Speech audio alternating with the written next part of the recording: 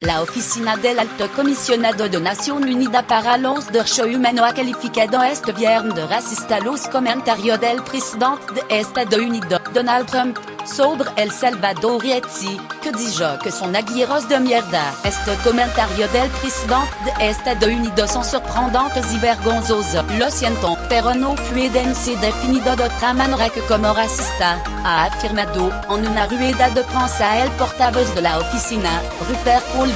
No se puede rechazar un fait entre un continent como agujeros de mierda, puis a población otra, que no son blancas, no serán bienvenidas, ha agregado el presidente de Estados Unidos, Donald Trump.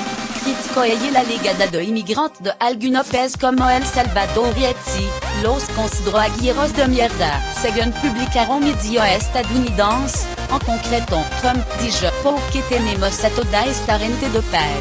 Que son agujeros de mierda viniendo aquí? El mandatario sugirió entonces que los Estados Unidos debería traer más inmigrantes de países como Noruega, concluía primera ministra reunión este miércoles, de acuerdo con Washington Post. El comentario positivo sobre Noruega subraya el sentimiento racista, muy claramente, ha actualizado el portavoz del Alto Comisionado. Según Colville, este comentario de Trump no son aislados en marcant un posicionamiento claramente xenófobo del presidente estadounidense. Como los anteriores comentarios sobre los mexicanos o los musulmanes, las propuestas políticas contra grupo entró en base a la nacionalidad, la religión, y su rechazo a condenar claramente las acciones antisemitas y racistas de los supremacistas blancos en Charlottesville. Todo esto va contra los valores universales que el mundo tanto ha luchado por restablecer desde la Segunda Guerra Mundial. El portavoz ha continuado explicando que los comentarios de Trump no se refieren a un tema de falta de respeto y de mal gusto, sino de abrir la puerta a la peor parte de la humanidad.